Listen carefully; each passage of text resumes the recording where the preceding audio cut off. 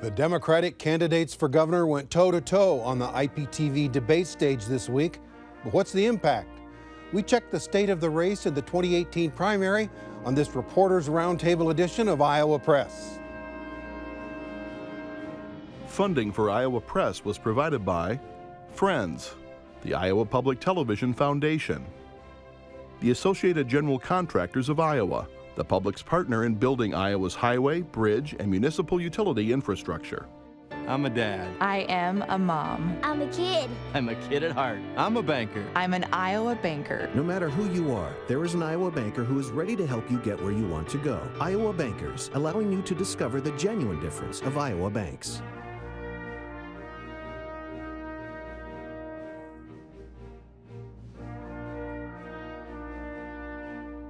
For decades, Iowa Press has brought you politicians and newsmakers from across Iowa and beyond.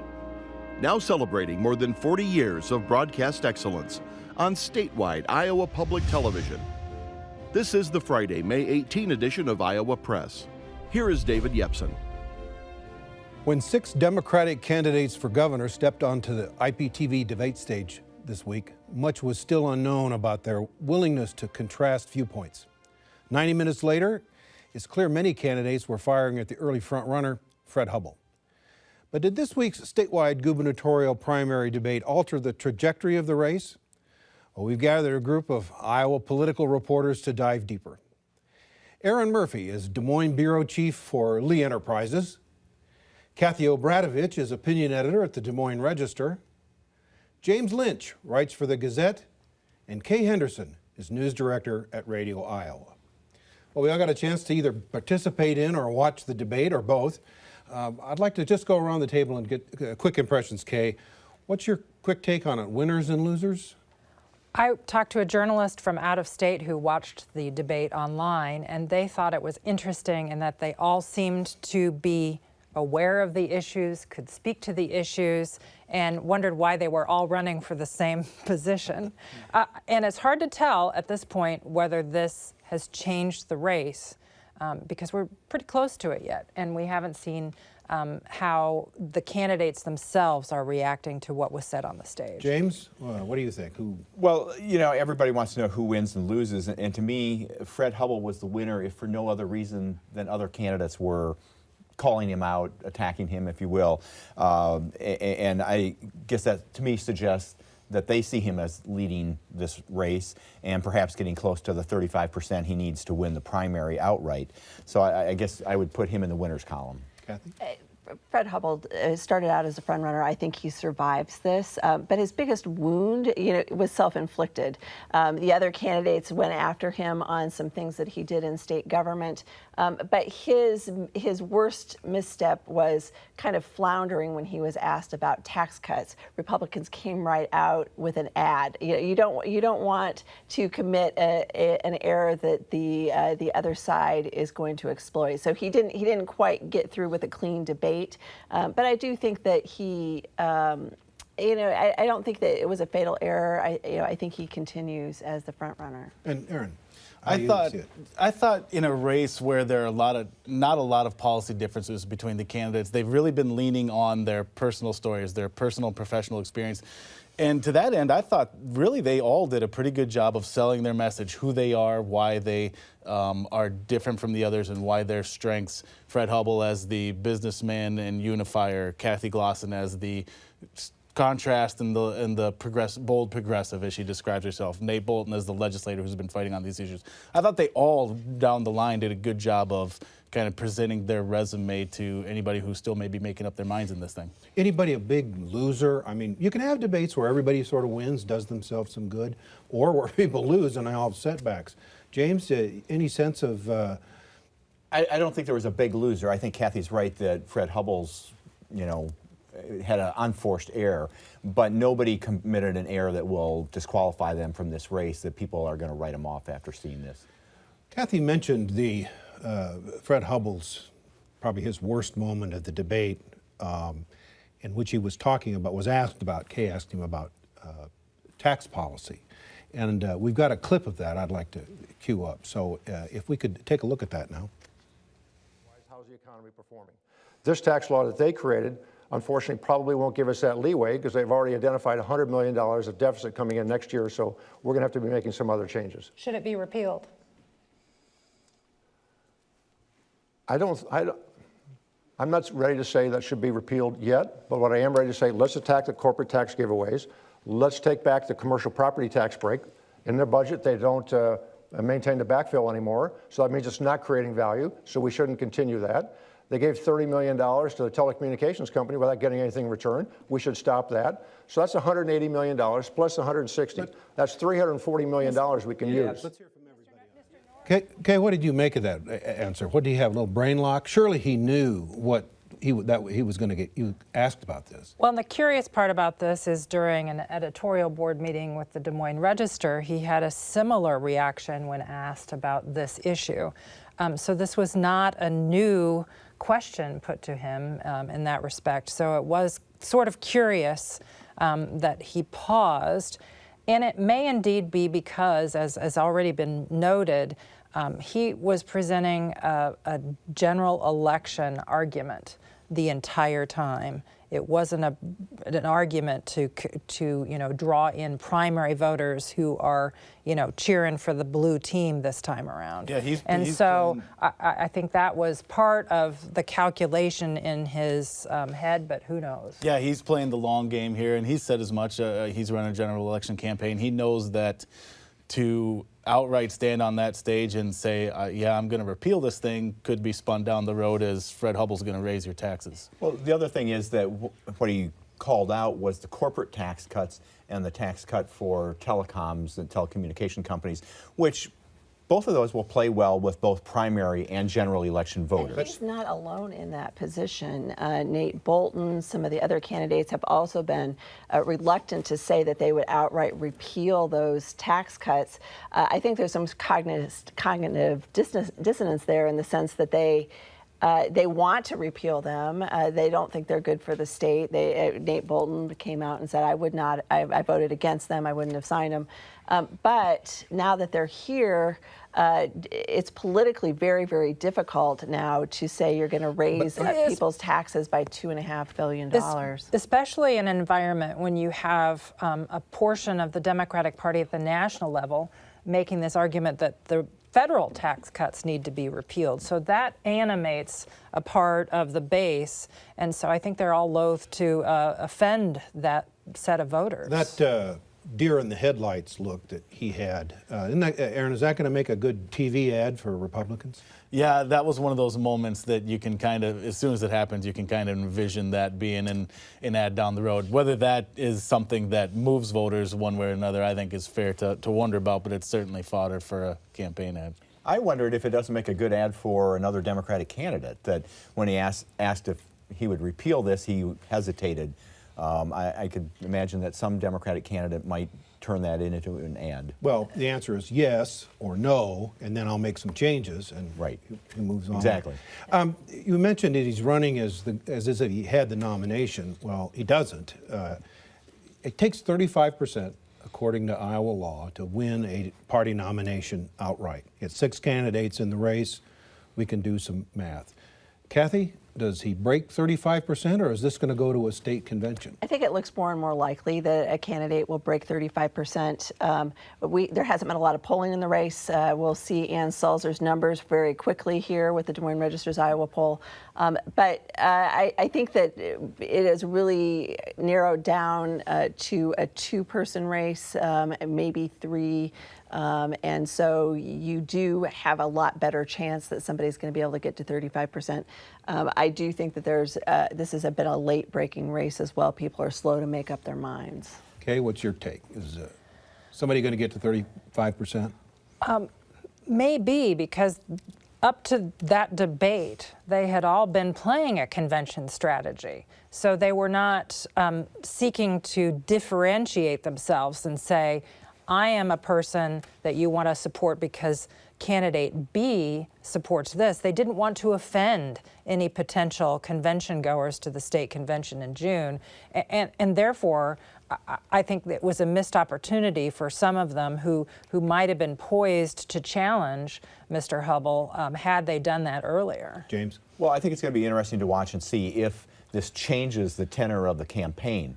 I mean, as Kay said, everybody was playing nice. Now it looks like it's not going to convention, so you might have to go on the attack and really establish yourself and bring down somebody else. Yeah, these next few weeks will tell us exactly what the other candidates feel about the answer to this question. If they're concerned that it's not going to a convention, we're going to see a few more elbows being thrown. And there's no second place here. Right, and you know, is there some sort of deja vu to the 2014 U.S. Senate race when you had a well-financed campaign on behalf of Mark Jacobs, who had a bit of a same profile as a Fred Hubble, and then you had Joni Ernst burst out because she had a great campaign ad, and then she backed it up with campaigning.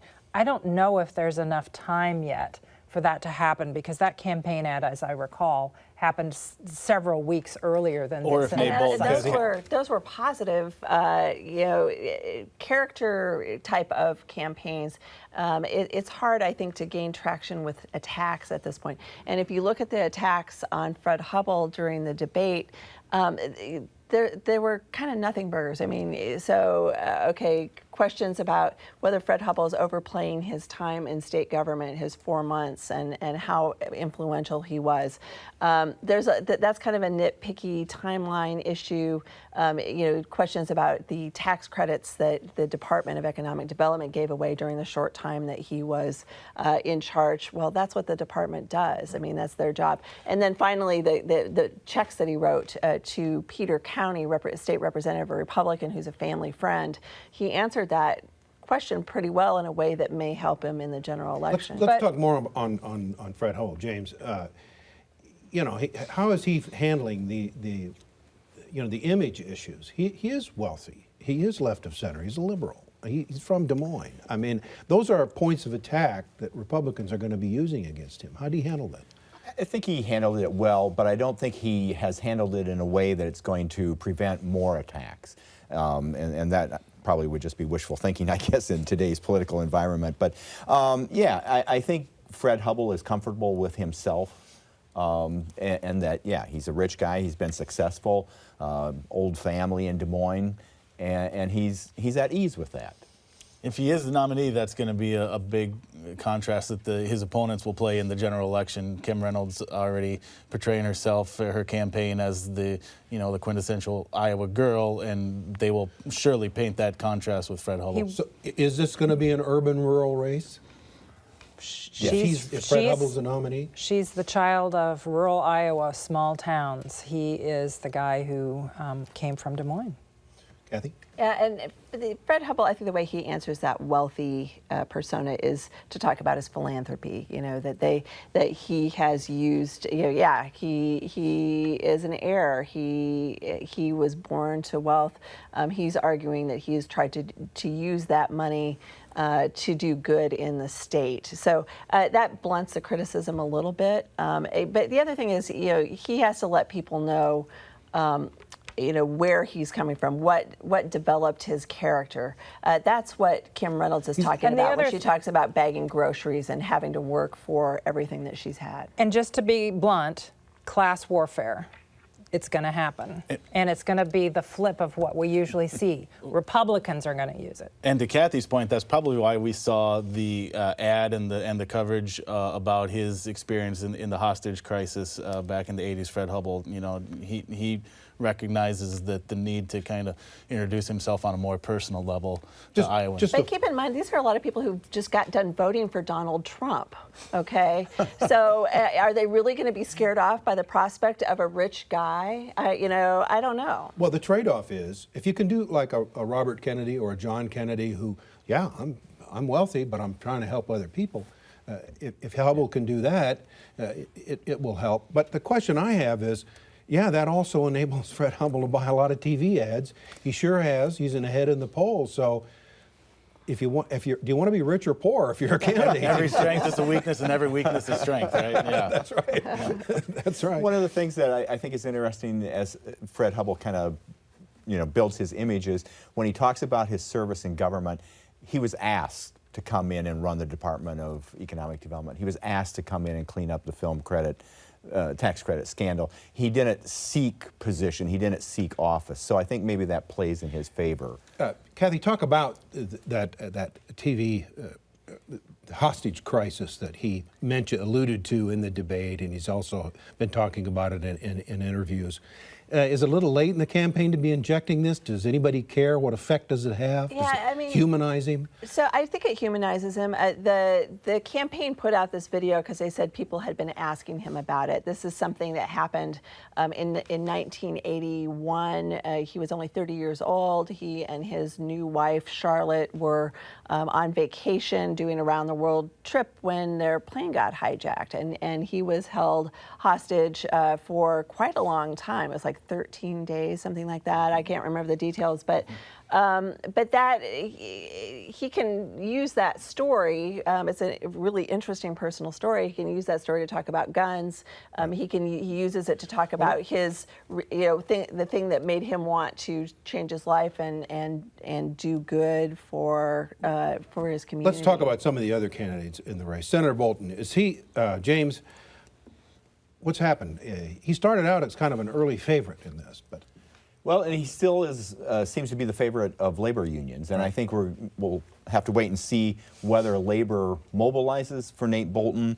Are the rank and file union members as excited about Nate Bolton as the union leaders are? And that remains to be seen. Kay, is there a disadvantage for Nate Bolton in that he's in the legislature, right, he's tied up, right, casting votes, and also can't raise money? Correct. Well, none of them can raise money from political action committees during the legislative session.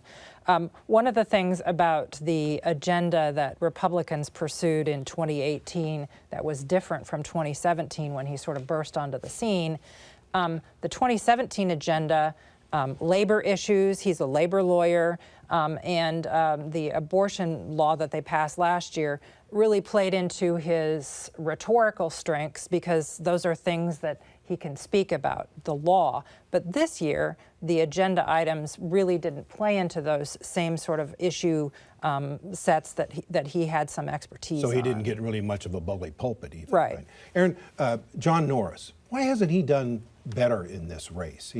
He's been at all levels of government and public policy his entire life. Why isn't he doing better? His experience is almost unmatched on that stage.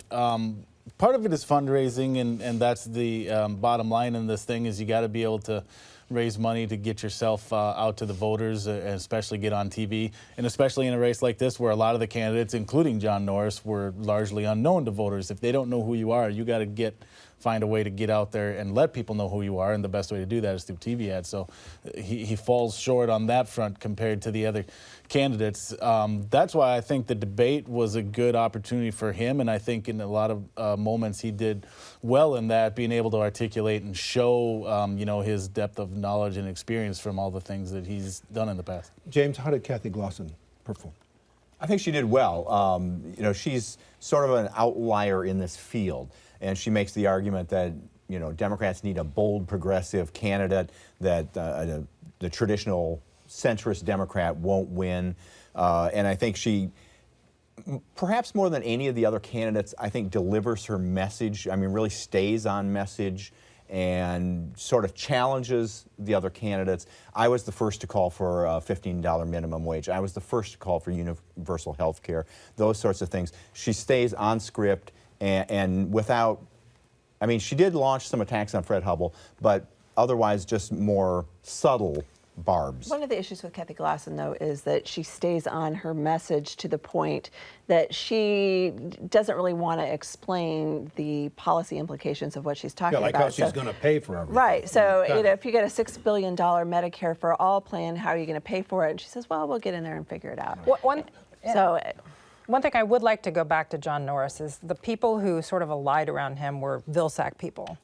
and we're going to get the band back together, and we're going to show people how this is done. Vilsack ran for office last in 2002. That's a long time ago. Right. And so I think they overplayed their hand in that, campaigns have moved on, and he was also trying to play sort of a sneaky campaign, whereas he was going to be everybody's second choice at a state convention. He was really focused on that convention. Right. Aaron, one of the things that's going on in the Democratic Party today is you've got this argument: do we ought to nominate a very liberal, progressive candidate who can fire up the base, Kathie Glosson, or do we need a more centrist candidate who can appeal to voters in the middle? That played out in Pennsylvania. You've seen some left of center candidates get nominated who party regulars say they can't win. So how are Democrats in Iowa going to sort this out?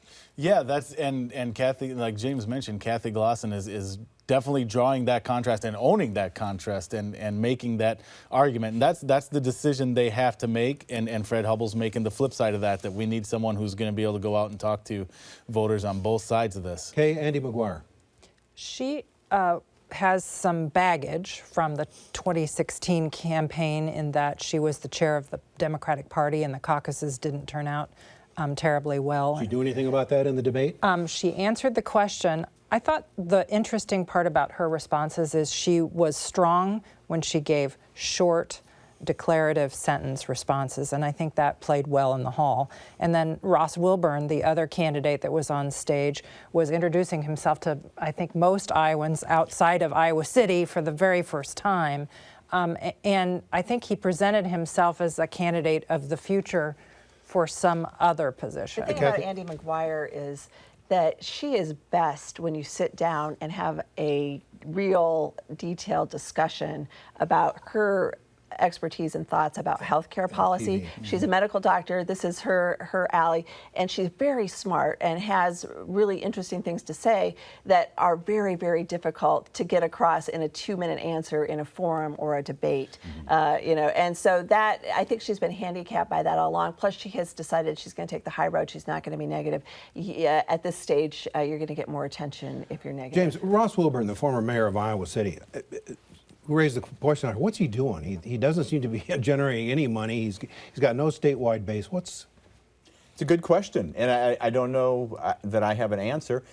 Certainly, he's introducing himself. If he's got, playing some sort of a long game, that he sees something down the road, and he's raising his profile for that. Maybe he thinks that if there's a Democratic governor, there'll be a place in the administration for him. He's got experience in local government. He's got experience at the university, Iowa State University.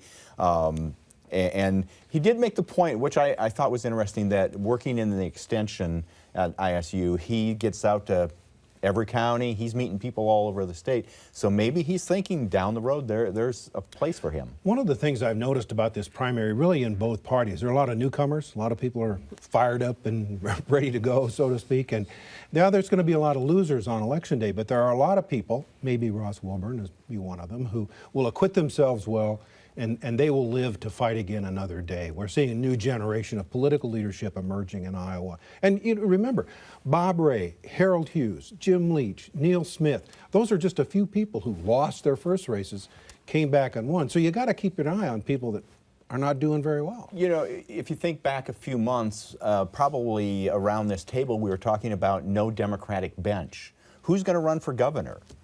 And then we've had, 8 or 9 candidates. We're down to 6 now. And I think this primary process will sort of fulfill that some of these people will see either running for governor again or some other office. Erin, let's talk about the fact that Kim Reynolds does not have a primary. Does she win or lose by being out of this debate? I think so far it's been more good than bad for her campaign. Right now, the only people saying mean things about Kim Reynolds are Democrats, and that's easy for her to roll her eyes and cast that aside. She's not hearing criticisms from fellow Republicans, so she's able to, and she's already up on TV advertising early, so she's able to get out and get a narrative out and define herself to voters before Democrats start doing that. Kay, what do you think? Does she benefit by not having a primary? Well, I think debating is a skill that you learn by debating, and so I think she might have been a stronger general election candidate had she been forced to debate Ron Corbett, who didn't fulfill the requirements for getting his name on the ballot. Or debate Patty Judge. Yeah. I mean, she didn't debate when she was running as a lieutenant governor candidate. She's not debating now because she doesn't have a primary candidate. I guess maybe one thing to keep in mind is other than Nate Bolton, I don't know that any of these candidates are great debaters. So she may not be at such a severe handicap. And having a primary is a shakedown for the campaign, Yes. so that there is a benefit there. But the flip side is she didn't have to spend any money. She can save all of that for the general election. That's probably the better part of the deal for her. She's going to go out and debate for the very first time in the main event in the November campaign? Well, who knows how much she decides to debate. You know, it's up to her how much she's going to want to do. Steve King sometimes doesn't debate his opponents. Steve King's got a safe district. Listen, we're out of time. We're going to continue this conversation many times on into the campaign. Thank you all for sitting in today. And thank you for joining us.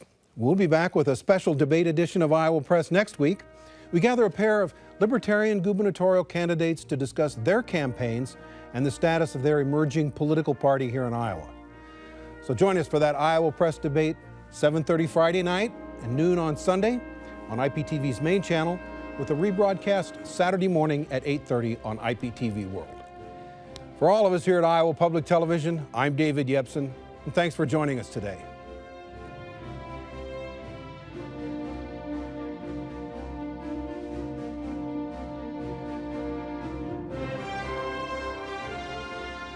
Funding for Iowa Press was provided by Friends, the Iowa Public Television Foundation, the Associated General Contractors of Iowa, the public's partner in building Iowa's highway, bridge, and municipal utility infrastructure. I'm a dad. I am a mom. I'm a kid. I'm a kid at heart. I'm a banker. I'm an Iowa banker. No matter who you are, there is an Iowa banker who is ready to help you get where you want to go. Iowa Bankers, allowing you to discover the genuine difference of Iowa banks.